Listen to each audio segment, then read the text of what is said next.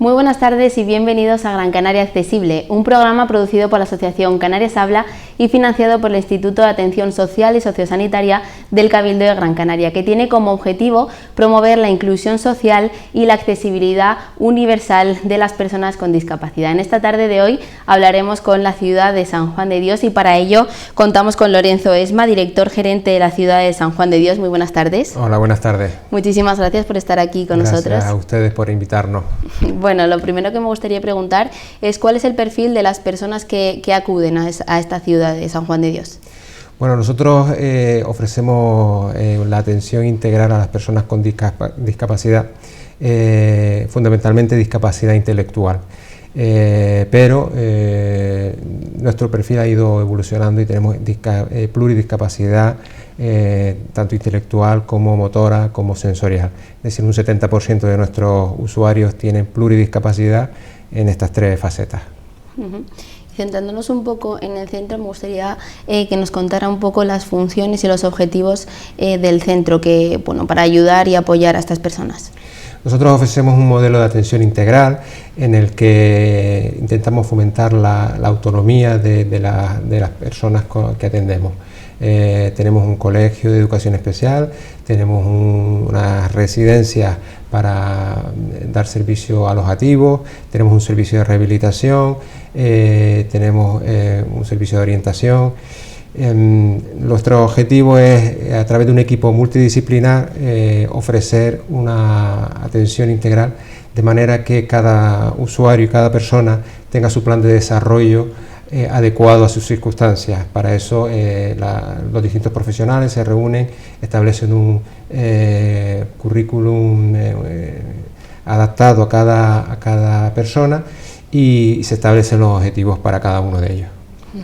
La ciudad de San Juan de Dios ya lleva casi 50 años de trayectoria. Me gustaría saber cómo ha evolucionado el centro en estos años. Pues sí, el año que viene hacemos 50 años y lo que empezó siendo una ciudad para atender a niños con secuelas de la polio, básicamente, que en aquel momento era una circunstancia muy común, desgraciadamente, en la ciudad, pues ha ido evolucionando, esa patología ha sido afortunadamente ya superada y se han ido incorporando pues nuevas patologías. La discapacidad intelectual es digamos, la principal patología con la que trabajamos actualmente y damos atención a las familias para ayudarlas en cada momento de la fase de la vida de un usuario, porque nosotros atendemos desde los 0 hasta los 65 años, pues en cada una de esas fases ayudamos al usuario, a su familia, y hemos ido adaptando los servicios a medida que la sociedad nos ha ido demandando pues unos servicios cada vez más profesionales, con más calidad, más adaptados, cumpliendo todas las, digamos, normativas y todas las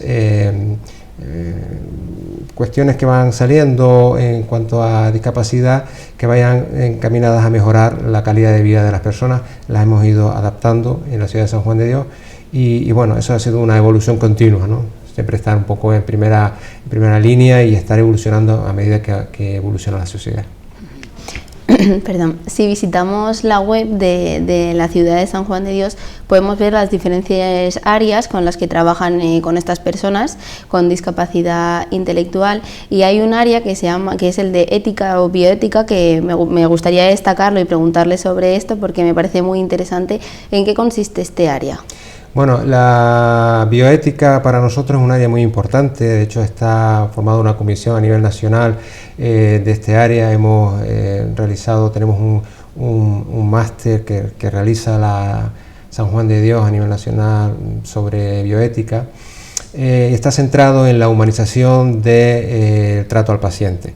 Desde el punto de vista de la filosofía y del carisma de San Juan de Dios, el centro de toda nuestra actividad es el paciente, es el usuario, y sobre eso vamos trabajando desde un punto de vista respetando los valores de San Juan de Dios, y la dignidad es uno de los valores fundamentales junto con la hospitalidad. En ese sentido, la humanización del trato tiene que ver con lo que es el trato del dolor, el hospital del dolor, que es un concepto que nosotros también en los hospitales que tenemos muy desarrollado, los cuidados paliativos, la dignidad hasta en las fases finales de la vida. Todo eso tiene que ver con la ética y la humanización en el trato con el paciente. Además, como ha mencionado, cuentan con un colegio de educación especial y una residencia para estas personas.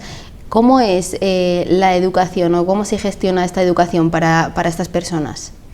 Bueno, los colegios, es un colegio de educación especial que tiene sus distintas etapas, como cualquier otro colegio. Tiene una etapa infantil, una etapa de primaria, y bueno, lo que lo hace diferente de un colegio ordinario es la etapa de tránsito a la vida adulta, donde tenemos los usuarios hasta los 21 años. Cuando un niño entra en el colegio, pues se le hace una adaptación curricular por un equipo multidisciplinar, como comentaba antes, para que tenga, digamos, cubiertas las necesidades y vaya progresando poco a poco en base a sus capacidades. Se le dan esas pautas a sus profesores y se va trabajando con ellos, fomentando la autonomía, la integración social, etcétera. De esa manera, pues lo que conseguimos es que esa trayectoria desde que comienza con nosotros en los 3 años hasta que sale a los 21, pues haya cubierto un poco los objetivos que en esas fases preliminares hemos establecido con ellos y con las familias, porque es muy importante en todo este proceso trabajar con las familias para que todo lo que se va consiguiendo un poco en el colegio se traslade a la casa. Se hace intervención también en las casas para un poco ayudar a la familia a ir desarrollando e ir aplicando los objetivos que se han planteado. Y bueno, y ese es un poco el objetivo, ¿no? Ir cubriendo poco a poco los objetivos que el equipo interdisciplinar ha establecido para cada uno de los niños. ¿Y esta residencia es para cualquier edad o también para gente adolescente o gente como niños, básicamente? Nosotros tenemos una residencia para menores, que tenemos con la Dirección General del Menor, para niños que tienen con discapacidad, que tenemos la guarda porque tienen medidas cautelares por problemas que tengan con su familia, y luego tenemos una residencia para adultos de discapacidad intelectual. Tenemos 55 plazas que tenemos ahora ocupadas y una de salud mental de 30 plazas, ¿no? Esas 2 residencias son para adultos y la de menores pues para los casos puntuales que vayan saliendo y que la Dirección General del Menor nos va enviando. Esos son un poco los perfiles que tenemos. Bueno, dice que el colegio es desde 3 años hasta los 21. Además existe un servicio que se impuso desde el 2001 para esos niños que todavía no están en edad de escolarización, pero que necesitan un apoyo para su desarrollo y además ayuda de las familias que quizás pues tengan que trabajar, no puedan mantenerles. Es el servicio de atención temprana. ¿Qué nos podría decir sobre esto? Bueno, este es este recurso, que es la escuela infantil de SORA 3, Escuela Infantil de Intervención Temprana, pues precisamente nació para dar respuesta a las familias que tenían que conciliar su vida laboral y familiar, pero que además tenían un problema específico con la discapacidad en el seno de su familia. Entonces, desde un punto de vista de atención temprana, damos una atención específica y especial a los niños con el objetivo de que una vez que cumplan los 3 años puedan integrarse en una escuela ordinaria o puedan continuar en la escuela nuestra, ¿no? El objetivo un poco es coger a tiempo en aquellos casos la discapacidad o aquellos niños que tengan riesgo de desarrollarla, pues cogerla a tiempo para que haciendo una estimulación y un trabajo adecuado con ellos se integren en las escuelas ordinarias o en las escuelas o en las aulas en clave, dependiendo un poco de las dificultades que tengan, o si son discapacidades más severas que requieran un colegio de educación especial, pues se pueden quedar con nosotros en las siguientes etapas. ¿Qué otras actividades destacables nos diría que realizan durante el resto del año? Bueno, nosotros tenemos además un centro de día, es decir, que tenemos personas que vienen, pasan durante la jornada de 9 de la mañana a 5 de la tarde con nosotros, y en ese centro pues realizamos una serie de programas tanto educativos, porque hay una serie de programas para un poco fomentar ciertos aspectos educativos, como programas de arteterapia, programas de inserción prelaboral, tenemos una granja, tenemos unos talleres de horticultura, etcétera. Es decir, la terapia ocupacional, que es una rama que nosotros tenemos bien definida y que nos gusta, digamos, utilizar como una de las terapias que nos ayuda y que ayudan a los usuarios a desarrollarse y a conseguir sus objetivos, se tienen distintos programas y actividades, digamos, con el objetivo de conseguir que se desarrollen y se consigan los objetivos que se han puesto a cada uno de ellos. Centrándonos ahora un poquito más en lo que es la persona con discapacidad, ¿tienen algún tipo de becas o ayudas para poder desarrollar su vida de una manera bien? Bueno, todos los usuarios que están en la ciudad de San Juan de Dios vienen a través de un convenio o un acuerdo con la administración, con lo cual tienen becada 100% su estancia allí. En algunos casos que no se cubre por ciertos motivos, o bien porque no hay plaza, o bien porque ese servicio no está todavía conveniado, nosotros financiamos a través de nuestra obra social esas becas. Tenemos becas de comedor, becas en la escuela infantil, becas de transporte, para aquellas personas que no han tenido la posibilidad de acceder a través de la administración, tienen la posibilidad de conseguir una beca a través nuestro, y el objetivo es que todos los servicios sean gratuitos para los usuarios. Ese es el ánimo de nuestra institución. Somos una institución sin ánimo de lucro, con vocación de servicio público, y en ese ánimo pues queremos que todos los servicios sean gratuitos o casi gratuitos, ¿no? Ha mencionado las administraciones. ¿Qué tipo de medidas o acciones realizan estas para fomentar un poco la inclusión social de estas personas? Bueno, yo creo que en ese sentido, tanto Gobierno de Canarias como Cabildo tienen muy claro que uno de sus objetivos es atender adecuadamente a este colectivo, ¿no? Desde el punto de vista de la inclusión, porque tenemos que tener claro que no estamos hablando de personas que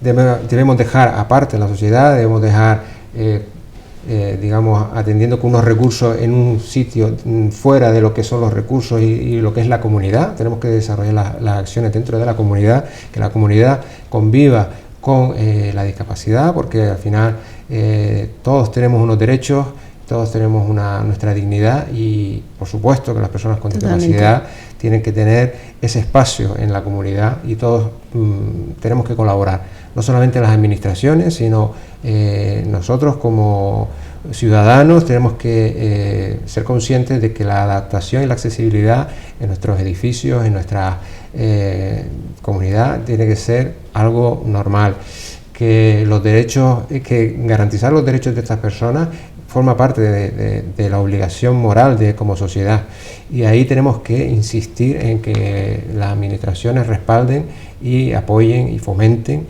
el que se cumplan pues las leyes que se están estableciendo y se han establecido, y que fomenten también nuevos servicios y nuevas leyes que garanticen esta línea, ¿no? Precisamente le iba a preguntar si la sociedad ya les tiene presente a este tipo de personas para intentar, pues eso, adaptar, como dicen, los edificios, la ciudad en general, o todavía les sigue dando un poquito de lado. A ver, desde un punto de vista general, sí. Yo creo que somos cada vez más conscientes y somos mucho más inclusivos, sobre todo las nuevas generaciones que ven como algo más normal el tener un compañero con algún tipo de discapacidad y que no tratan diferente por ese motivo, pero sí es cierto que hay muchas acciones que podrían llevarse a cabo y que no se llevan o que se llevan a lo mínimo que exige la ley, ¿no? Estamos hablando de la accesibilidad en las zonas, en una zona de ocio, en un restaurante o en cualquier otra zona donde vayamos. Bueno, pues siempre se va a cumplir el mínimo legal para poder garantizar eso. Bueno, eso es algo que se ha conseguido como sociedad, que tengamos presente esas leyes en toda nuestra digamos, en el día a día, pero tenemos que conseguir pues ir un poco más allá. Tenemos que conseguir pues que las personas con discapacidad sensorial pues puedan desde tener las cartas de los menús con código braille, o que tengan ayudas a la hora de poder interpretar y poder comunicarse, hasta que tengan garantizado el derecho a asistir a su ambulatorio para poder realizar una consulta. Eso es lo que tenemos que conseguir como sociedad y apoyar a los que en este caso tienen más necesidades, porque bueno, es un poco obligación de toda sociedad a ayudar a los que más los necesitan. ¿Y de qué manera como sociedad podemos luchar para conseguir esta inclusión, esta accesibilidad universal? Bueno, yo creo que pensando que todos somos iguales en derechos y obligaciones, pensando siempre en cómo podemos, todas nuestras acciones y todos nuestros, digamos, nuestras preocupaciones también tienen su parte en una persona con discapacidad. Si todo lo que nosotros sufrimos, sentimos y necesitamos, lo siente, o nos sentimos nosotros y lo siente un niño que tiene parálisis cerebral, porque detrás de ese niño además hay una familia.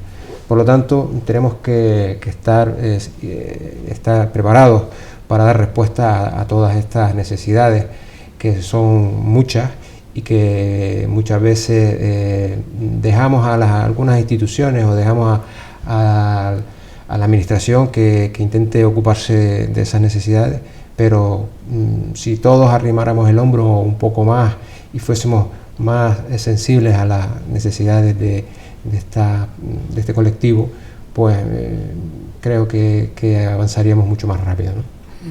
Ha mencionado a las familias, que al final son las que están pues detrás de cada persona con discapacidad. ¿Cómo vive la familia esta discapacidad?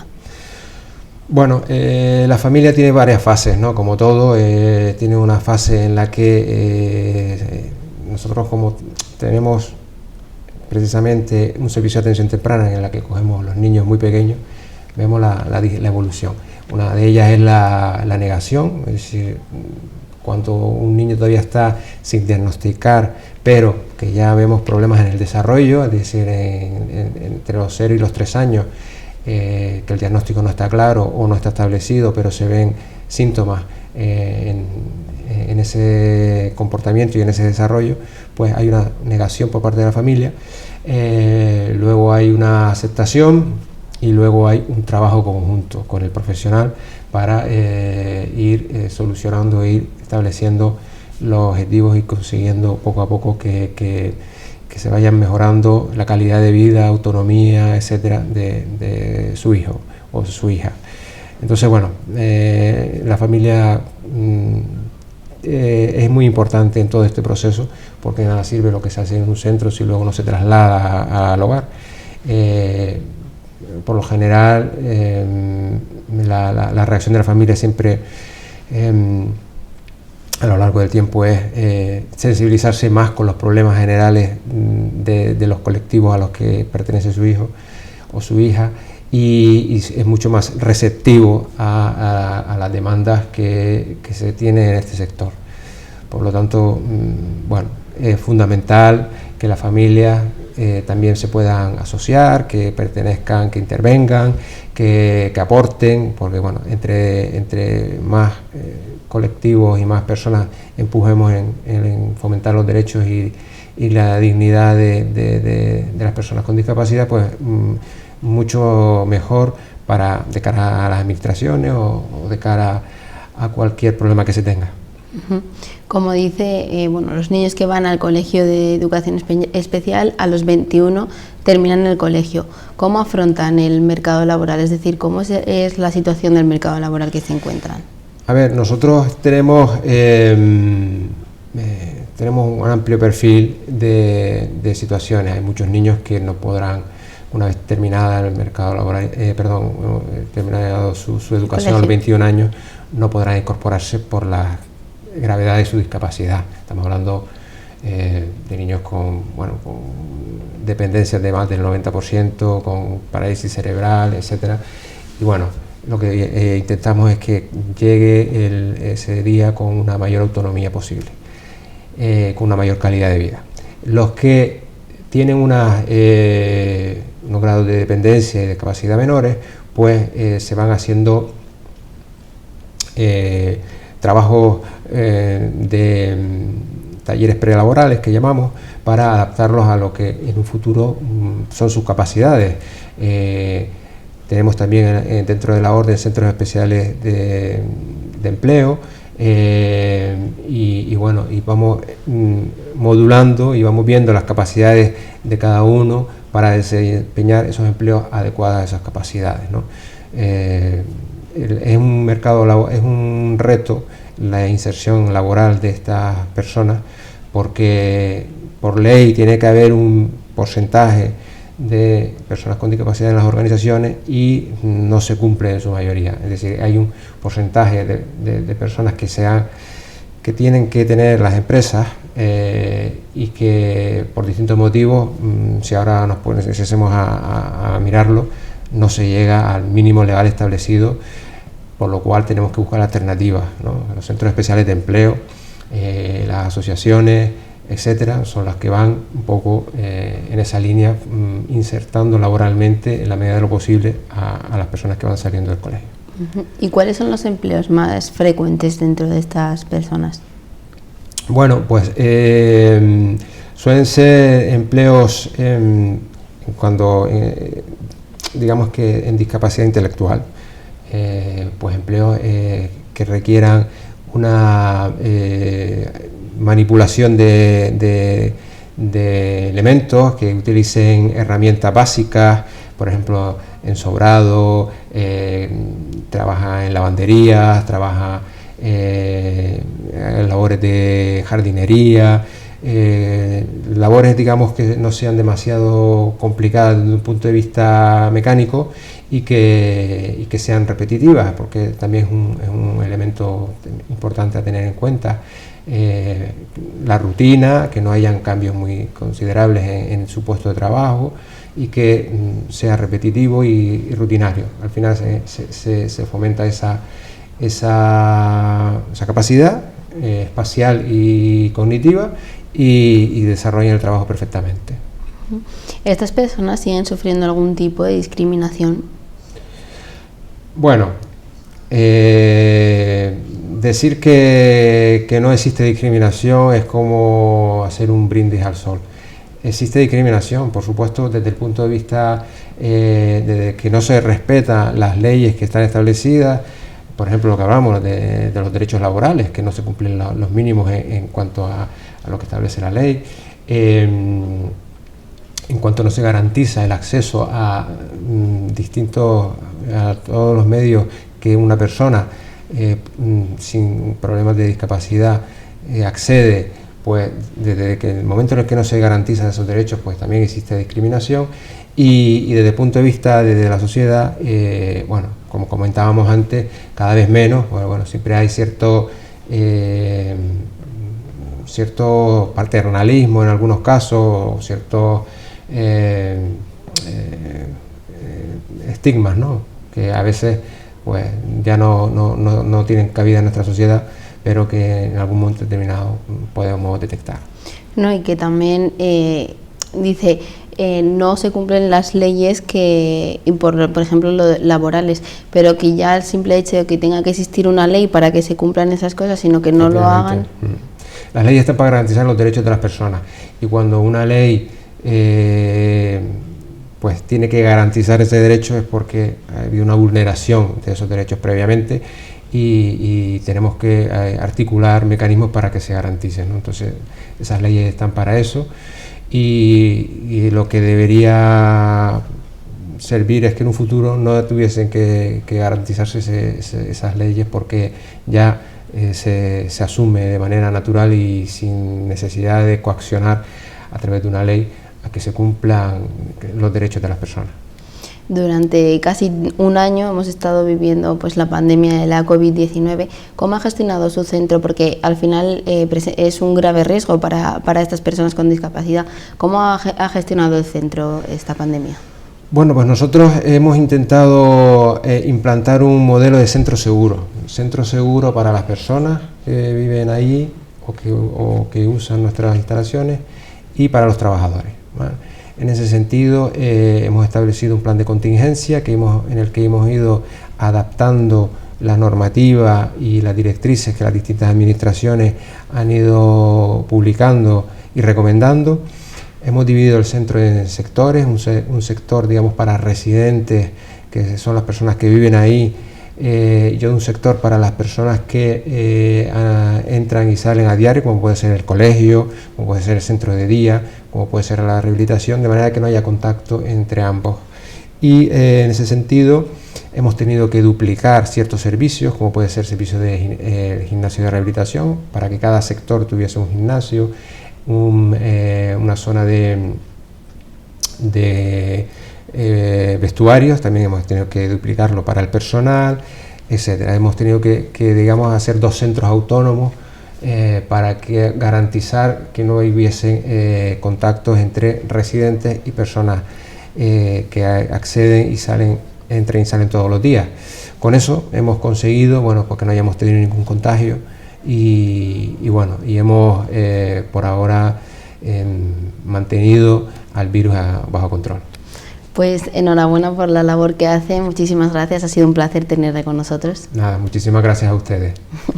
Nosotros nos vamos a publicidad y enseguida volvemos.